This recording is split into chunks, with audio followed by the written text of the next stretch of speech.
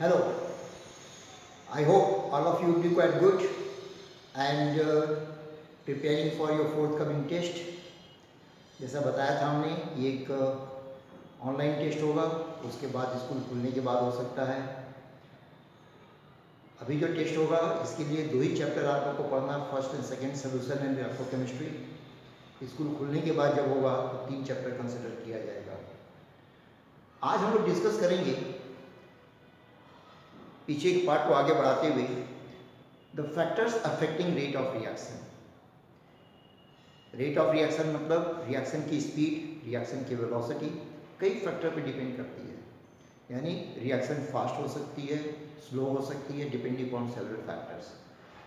And there are several factors, जैसे first one is the concentration of reactant and product, second is the temperature at which the reaction take place, third is the surface area. Surface area मतलब यहाँ पे size of the particle, उस पर depend करता है rate of reaction. It depends upon the fifth factor, that is the catalyst, and the fifth one is the light is also there. One more is there, that is the nature of the reactant. ये हम लोगों को discuss नहीं करना है, 6 factor nature of reactant भी discuss नहीं करना है। इसमें भी हम लोगों को बस ये 4 डिस्कस करना है जो बहुत इंपॉर्टेंट है, इन पे क्वेश्चन भी पूछे जाते हैं। So let me discuss one by one. First of all, concentration of reactant और product. Rate of reaction is directly related to the concentration of reaction, means reactant. Directly related.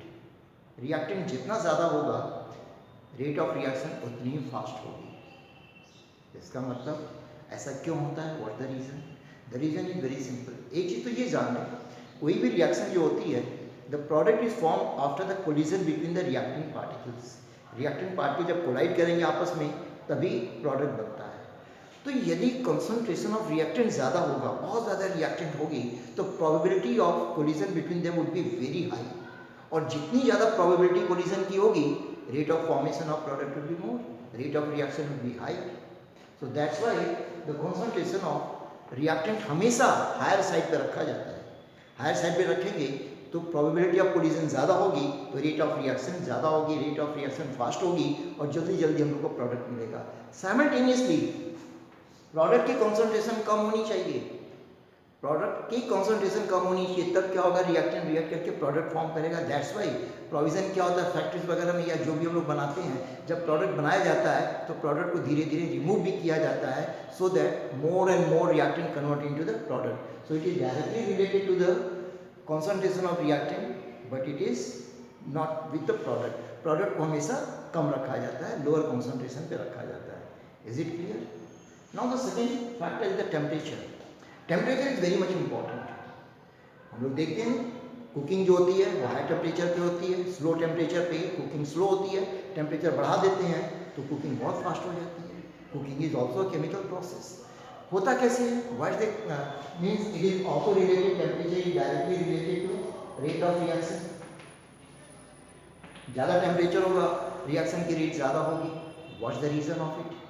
The reason is that temperature is directly proportional to kinetic energy. Kinetic energy ज़्यादा होगी तो reacting species की movement क्या होगी? ज़्यादा होगी, ज़्यादा तेज़ी से मूव करेगा, और ज़्यादा तेज़ी से मूव करेगा तो क्या होगा, प्रोबेबिलिटी ऑफ कोलिजन ज़्यादा होगा। जब भी बहुत तेज़ मूव किया जाता है, हाईवे पे बहुत तेज़ गाड़ी चलती है तो प्रोबेबिलिटी ऑफ एक्सीडेंट ज़्यादा होता है। मेन शहर के अंदर स्पीड बहुत स्लो होती है तो एक्सीडेंट की चांसेस बहुत कम होती है। Reason collision. तो यदि टेम्परेचर ज़्यादा होगा तो काइनेटिक एनर्जी ज़्यादा होगी, काइनेटिक एनर्जी ज़्यादा होगी तो प्रोबेबिलिटी ऑफ कोलिजन ज़्यादा होगा। और जैसा फर्स्ट में हमने डिस्कस किया, जितना ज़्यादा प्रोबेबिलिटी कोलिजन का होगा, रेट ऑफ रिएक्शन उतनी ही ज़्यादा होगी। That's why to keep the reaction at a higher rate we always keep the temperature high. हम लोग टेम्परेचर को ज़्यादा रखते हैं, तो that is the reason for temperature. Next one is surface area. Surface area means size. Maths में पढ़ा होगा आप लोगों ने, the surface area of the smaller particle, smaller sphere is greater than a single large sphere.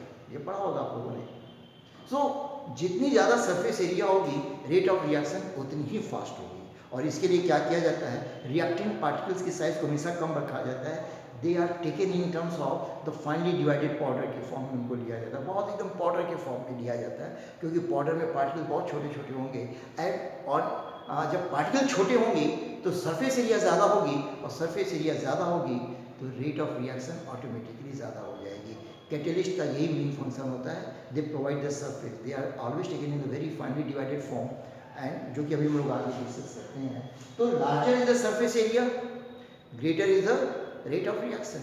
और greater surface area के लिए क्या करना पड़ेगा, हमें रिएक्टेंट की साइज को रिड्यूस करना पड़ेगा। इसीलिए देखते हैं कि भट्टी वगैरह के अंदर जो कोयला डाला जाता है उसको छोटे छोटे पीस करके डाला जाता है। सब्जी वगैरह जो हम लोग काटते हैं छोटे छोटे पीसेस में क्यों काटते हैं, क्योंकि उसकी सरफेस एरिया बढ़ेगी, और सरफेस एरिया बढ़ेगी तो rate of reaction, rate of cooking क्या हो जाएगी, बहुत फास्ट हो जाएगी। So that is the next. And the catalyst very much important. Catalyst की डेफिनेशन मालूम होगी, the chemical substance which when added into the reaction alter the rate of reaction, increases the rate of reaction और decreases the rate of reaction. लेकिन generally हम लोग catalyst को consider करते हैं for increasing the rate of reaction. Rate of reaction increase करता है तो उसको पॉजिटिव कैटेलिस्ट कहते हैं, रेट ऑफ रिएक्शन को डिक्रीज करता है तो नेगेटिव कैटेलिस्ट कहते हैं। So the chemical substances which alter the rate of reaction by their presence in order by providing the surface area to the reacting species and reducing the activation energy, they are called as catalyst. ये catalyst जो होते हैं ये कभी reaction में consume नहीं होते, और ये रिएक्शन में रिएक्ट भी नहीं करते हैं, टेम्परेरी रिएक्ट करते हैं, नॉट परमानेंटली, टेम्परेरी रिएक्ट करते हैं, और ये रिएक्शन में कंज्यूम नहीं होते। After the reaction they are regenerated completely, लेकिन they increases the rate of reaction. क्यों? तो दो रीजन बताया। सबसे पहला, they provide the surface, reactant को सरफेस प्रोवाइड करते हैं, understand. And the second is by decreasing the activation energy, जो कि हम लोग बाद में डिस्कस करेंगे। तो ये दो फैक्टर होते हैं, तो सरफेस एरिया ज़्यादा होगी और एक्टिवेशन एनर्जी लो होगी, लो एक्टिवेशन एनर्जी नोट्स में लिखा हुआ है। तो ये दोनों फैक्टर जो होते हैं, because of this two factor, catalyst जो होते हैं they increases the rate of reaction. Last factor जो होता है light, light is conditional factor, it is only applicable in those cases where the reaction is take place in light, they can not take place in dark. Just for example, hydrogen and chlorine, hydrogen in gaseous form, chlorine in gaseous form, in presence of sunlight it forms a HCl. It's a very fast reaction, chain reaction होती है ये, लेकिन ये reaction sunlight के presence में होती है। तो यदि यहाँ पे लाइट नहीं होगी, the reaction will not take place. So in this way these five factors are very much important which affects the rate of reaction. बहुत सिंपल है, लेकिन इन पांचों में से क्वेश्चन पूछे जाते हैं, और क्वेश्चन भी जो होते हैं वो कंसेप्चुअल बेस्ड होते हैं, कॉन्सेप्ट बेस्ड होते हैं। जो रीजन बताएं क्या क्या रीजन है इनके, दैट इज इम्पॉर्टेंट। नोट्स में रीजन वगैरह सब लिखा हुआ, उसको आप लोग देखिएगा अच्छी तरह से। ओके, अब इसके बाद एक अनदर पार्ट इज देयर, बहुत इंपॉर्टेंट पार्ट है, that will discuss is the relationship between the rate of reaction and molar concentration of reactant. Relation between rate of reaction and molar concentration of reactant. Molar concentration को हम लोग active mass भी कहते हैं। इसके relation के बारे में हम डिस्कस करेंगे, एक फॉर्मूला डिराइव करेंगे जो कि बहुत इंपॉर्टेंट होगा। ओके, तो let's see. This relationship was derived by or studied by and proposed by the two scientists Goldberg and Walsh, and they proposed a very important law that is called as law of mass action. According to them, they proved that एक hypothetical reaction लिया जाए, या पहले rate of reaction is directly proportional to the product of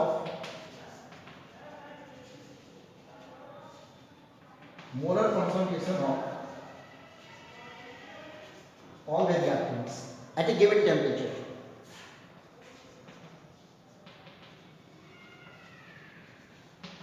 At a given temperature, rate of reaction is directly proportional to the product of the molar concentration of reactant or active masses of the reactant. Molar concentration को active mass भी कहा जाता है, तो active mass भी यहाँ पर लोग कह सकते हैं। That is the this law is called as law of mass action.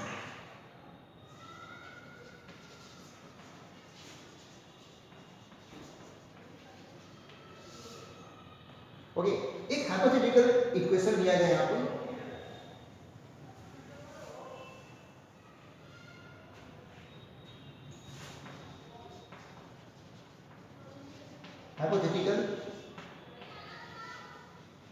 reaction AA plus BB to form twice AB.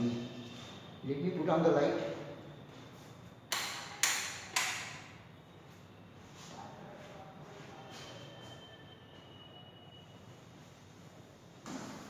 So according to the law of mass action, rate is directly proportional to the product of the molar concentration of reactant. Only reactant, two reactants are there, A and B. So molar concentration of A and molar concentration of B. Square bracket के बारे में हम बता चुके हैं पहले. It is the designation of the concentration. ये concentration को मोलर कॉन्सेंट्रेशन को रिप्रेजेंट करता है square bracket. At the same time they found that, उन्होंने ये भी एक्सप्लेन किया, the rate depends upon the stoichiometric coefficient as a power of the concentration term. यानी कि यहाँ पे ए की stoichiometric coefficient of balance equation, इसकी कोफिशिएंट ए है और इसकी कोफिशिएंट बी है, तो it is raised with the power A and it is raised with the power B. So this is the rate is equal to, अब proportionality, ये जो proportionality है इसको रिमूव करने के लिए हमें कोई कांस्टेंट यूज करना पड़ेगा, that is a to the power a and b to the power b, where a and b are the stoichiometric coefficient of a balance equation. Balance equation में जो स्टोइकियोमेट्रिक कोफिशिएंट है, उस coefficient से concentration term जो होगी वो as a power के रूप में रेज हो जाएगी. So this is called as the law of mass action given by Guldberg and Waage. लेकिन कुछ समय के बाद इनका ये कॉन्सेप्ट फेल हो गया. It was found that the rate of reaction does not depend upon the stoichiometric coefficient of a balance equation. यानी concentration term reached by stoichiometric coefficient इस पे डिपेंड नहीं करता है. It is actually the experimental measured value. हम यहाँ पे balance equation से stoichiometric coefficient को कभी भी नहीं ले सकते, ये हमें एक्सपेरिमेंटली मेजर करना पड़ता है. एक्सपेरिमेंट से हमको इसको डिटरमिन करना पड़ता है. सो दैट्स वाई ये लॉ जो था वो फेल हो गया. तो फिर ये प्रपोज किया गया, ये लेट किया गया,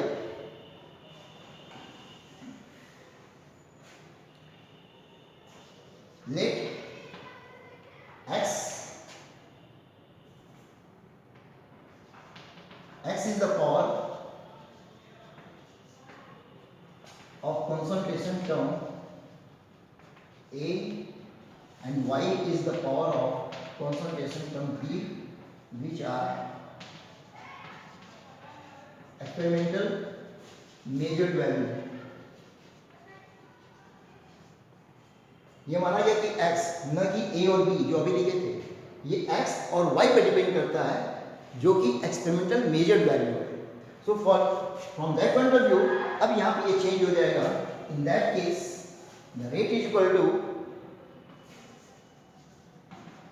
a to the power x and b to the power y, where x and y are experimental measured value. और ये एक्सपेरिमेंटल मेजर्ड वैल्यू जो है ये स्टोइकियोमेट्रिक कोफिशिएंट और बैलेंस इक्वेशन के इक्वल हो भी सकती है और नहीं भी हो सकती है. Means x is equal to a, y is equal to b and x may not be equal to a and y not equal to b. ये दोनों कंडीशन हो सकती है, लेकिन ये कभी भी स्टोइकियोमेट्रिक कोफिशिएंट हम नहीं ले सकते. स्टोइकियोमेट्रिक कोफिशिएंट के लिए हमें एक्सपेरिमेंट करना पड़ेगा. एक्सपेरिमेंटेशन के बाद वैल्यू जो है वो ए और बी के इक्वल हो भी सकती है और नहीं भी हो सकती है. So that's why this expression is called as, इसको एक नया नाम दिया गया and that is called as, यहाँ पे नीचे रख कर रहे हैं, this expression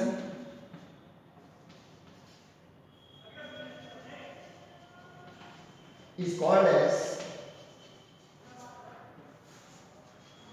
rate law or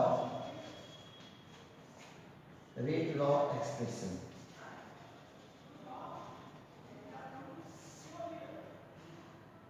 ये रेट लॉ एक्सप्रेशन हुआ.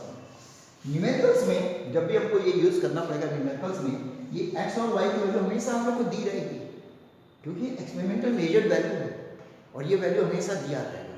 इसलिए need not to worry about. लेकिन ये चीज़ हम क्लियर होना चाहिए कि this is the X and Y are the experimental measured value, not the stoichiometric coefficient of a balanced equation.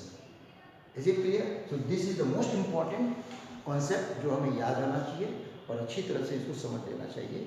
Notes में लिखा हुआ है, देखिएगा इसको.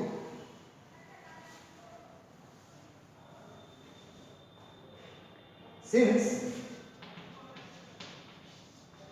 rate is equal to k, a to the power x and b to the power y, ये भी हम लोगों ने डिस्कस किया. अब यहाँ पे ये मान लिया जाए if concentration of A is equal to concentration of B is equal to 1, unit मान लिया जाए, क्योंकि हमें यहाँ पे डिफाइन करना है K को. Definition of K, where K is called as, हाँ यहाँ पे K, the constant K is called as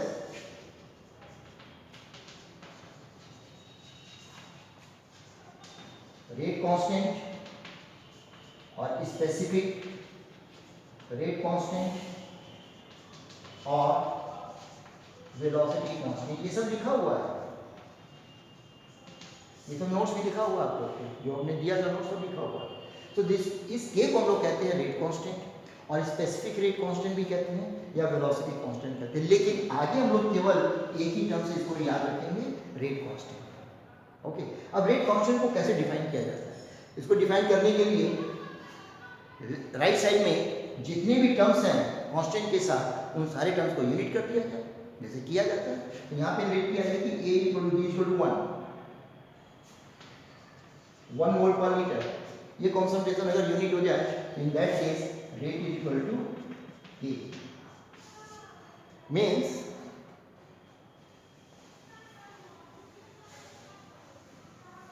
rate constant is equal to the rate of reaction. Rate constant is equal to the rate of reaction when molar concentration of reactant is unit. अगर हम reactant की molar concentration को unit ले लें, 1 mole per litre ले लें, तो उस केस में रेट कांस्टेंट जो होगा वो रेट ऑफ रिएक्शन के इक्वल होगा. That is the definition of के, ये लिखा हुआ है. अब यहाँ पे के की कुछ बहुत कैरेक्टरिस्टिक प्रॉपर्टीज होती है.